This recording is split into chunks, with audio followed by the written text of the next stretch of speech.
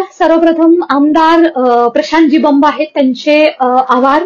आज प्रशांतजी बंब यांचं नाव शिक्षण क्षेत्रामध्ये शिक्षकांमध्ये जरा थोडंसं निगेटिव्हली घेतलं जातं, कारण हे जे आमदार आहेत ते शिक्षकांना जे मुख्यालयापासून म्हणजे जिथं ते काम करतात त्याच्या ठराविक रेडियसमध्ये राहण्यासाठी कंपल्सन करत आहेत, असे शिक्षकांची त्यांच्या विरुद्ध कंप्लेंट आहे.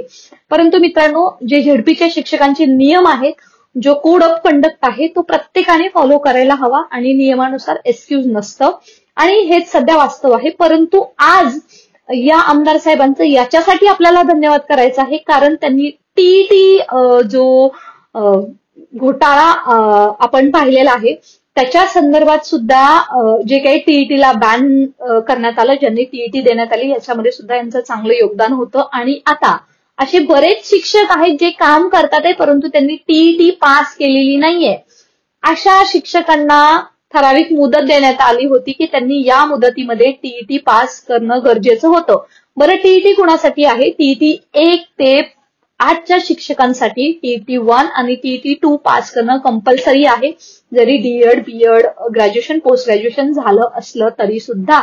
आणि जेव्हा हे शिक्षक टीईटी पास असतील तेव्हाच ते ऑथराईज पदोन्नतीसाठी किंवा पदोन्नतीसाठी काही असेल त्याचबरोबर शिकवण्यासाठी पात्र असणार आहेत. आज राज्यात हजारो शाळांवरती हजारोच्या वर शिक्षक आहेत जे टीईटी त्यांची परीक्षा त्यांनी क्लिअर केली नाहीये, वेळ देऊन मुदतीत सुद्धा क्लिअर केली नाही. त्यामुळे आता ह्यांच्यावरती कारवाई होणार आहे. काम आमदार प्रशांतजी बंब यांनी हाती घेतलेलं आहे. त्यांच्यापर्यंत हा व्हिडिओ नक्की पोहोचवा, कारण मित्रांनो, गुणवत्ता नसताना जर शिक्षक म्हणून काम करून फुल पगार घेत असतील तर गुणवत्ता असूनही लाखो विद्यार्थी टीईटी देत आहेत, लाखो विद्यार्थी पास होत आहेत, लाखो विद्यार्थी टॅट देत आहेत, त्यांना मात्र संधी मिळत नाहीये आणि हे भरपूर चुकीचं आहे.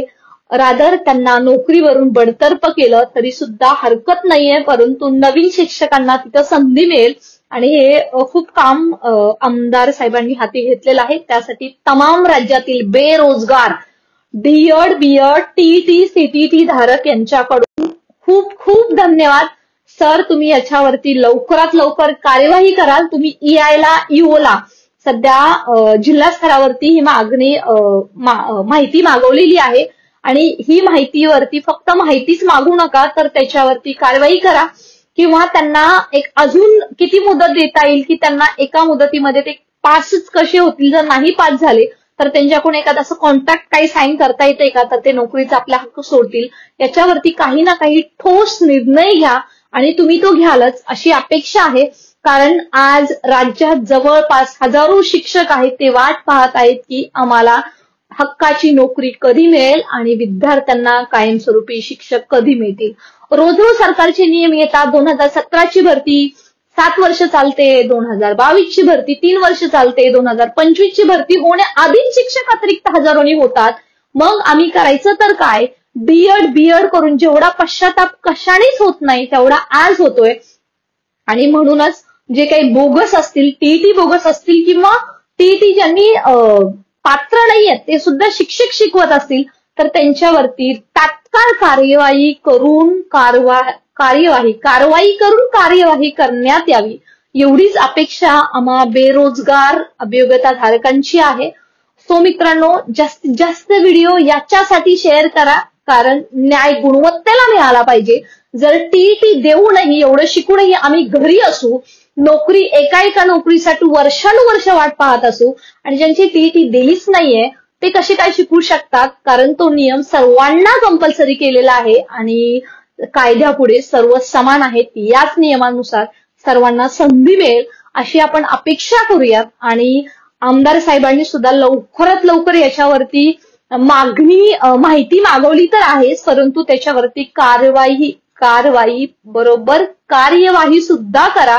कारण कसं आहे की आम्ही खूप वाट पाहतोय, वय वाढतंय, दिवसेंदिवस निराशता म्हणजे इतकी वाढते की अगदी सुसायडल थॉट मनामध्ये येतात आहे. कारण आज शिक्षक झालाय मुलगा, शिक्षक झाली मुलगी, त्यामुळे आईबापाचे सुद्धा आमचे खूप मोठी स्वप्न आहेत आमच्याकडून, आमची स्वतःची आहेत.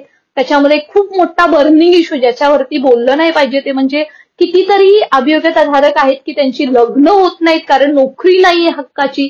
एवढं शिकून सुद्धा जेव्हा एखादी आपण तेव्हा बी प्लॅनचा विचार करता येत नाही का? कारण जेव्हा शिक्षक म्हणून जरा थोडीशी अंगामध्ये जरा थोडीशी आलेली असते नाही का, म्हणजे ऍटिट्यूड असतो की बाबा मी शिक्षक आहे मग मी हे असं काम करू का, गावामध्ये आमच्यावरती हसलं जातं. म्हणूनच आमची मागणी आहे की 100% पदभरती व्हायलाच पाहिजे. रिक्ता जागा सर्व शिक्षक भरतीच्या भरल्याच पाहिजेत. देशाचा विकास तरच होणार आहे. जसं तुम्ही NEP देशामध्ये लागू करताय, राज्यामध्ये लागू करताय, आनंददायी शिक्षण तेव्हाच होईल जेव्हा तुम्ही शिक्षकांना हक्काची नोकरी द्याल आणि न्यायानुसार नोकरी द्या. ज्यांना आहेत नियमानुसार त्यांना ठेवा आणि ज्यांना नाहीयेत. त्यामुळे आमदार प्रशांत बंब साहेब, तुमचे मनापासून धन्यवाद. अशा तुमच्या शिक्षक भरतीसाठी अशी तुमच्याकडून कार्याची खूप खूप अपेक्षा आहे.